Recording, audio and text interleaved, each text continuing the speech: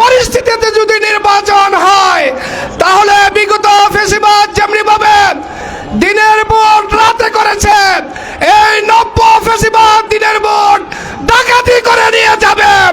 কাজেই এই অবস্থায় কোনোভাবেই সুষ্ঠু এবং গ্রহণযোগ্য নির্বাচনের আশা করা যায় না। এভাবে চলতে থাকলে জনরোষ তৈরি হবে, আর জনরোষ তৈরি হলে বর্তমান উপদেষ্টা সরকারকে সম্মানের সাথে বিদায় নেওয়া সম্ভব হবে না। বর্তমান যে পরিস্থিতি দেশে বিরাজ করেছে, আইন শৃঙ্খলা বাহিনী আজকে পুরো দমে একটি দলের হয়ে কাজ করছে এবং বিভিন্ন জায়গায় ছিনতাইয়ের ঘটনা ঘটছে। সাধারণ মানুষ জীবন বাজি নিয়ে ছিনতাইকারীদেরকে ধরলেও পাশে দাঁড়িয়ে পুলিশ তামসা দেখছে। আমরা বলে দিতে চাই, আইন শৃঙ্খলা বাহিনী যদি পুরো দমে কাজ করতে ব্যর্থ হয় তাহলে আইন উপদেষ্টাকে এই বিষয়ে কার্যকরী পদক্ষেপ গ্রহণ করতে হবে। পাশাপাশি যেভাবে আইন শৃঙ্খলা বাহিনী একটি দলে হয়ে কাজ করছে, এই পরিস্থিতিতে যদি নির্বাচন হয় তাহলে বিগত ফেসিবাদ যেমনি ভাবে দিনের ভোট রাতে করেছে, এই নব্য ফেসিবাদ দিনের ভোট ডাকাতি করে নিয়ে যাবে। কাজেই এই অবস্থায় কোনোভাবেই সুষ্ঠু এবং গ্রহণযোগ্য নির্বাচনের আশা করা যায় না।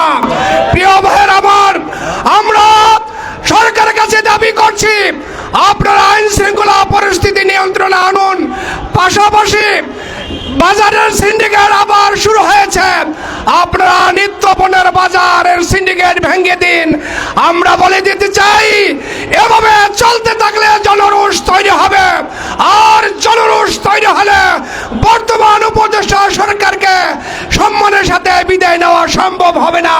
আজকের এই বিক্ষোভ মিছিল পূর্ব সমাবেশের সংগ্রামী সভাপতি, আজকের সমাবেশের প্রধান অতিথি, এদেশে ইসলামী আন্দোলনের অপ্রতিরোধ্য বীর সিপাহসালার হযরত পীর সাহেব হুজুর চরমনাই, কেন্দ্রীয় জাতীয় নেতৃবৃন্দ, সমবেত ভাই ও বন্ধুগণ, সংগ্রামী ভাইয়ের আমার, আজকে আমরা বিভিন্ন দাবি নিয়ে রাজপথে নেমে এসেছি।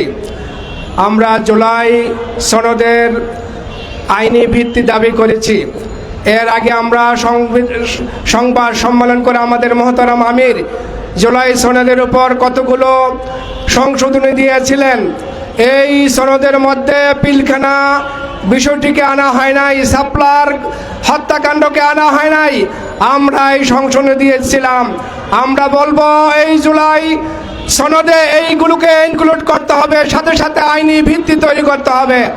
সংগ্রামী ভাইয়ের আমার, আজকের এই সমাবেশ থেকে আমরা বলে দিতে চাই, কাজেই আপনারা যেমনি ভাবে বিপুল জনসমর্থন নিয়ে ক্ষমতায় অধিষ্ঠিত হয়েছেন, জনগণের স্বার্থে আপনারা কাজ করুন, জনগণ আপনাদের পাশে থাকবে ইনশাআল্লাহ।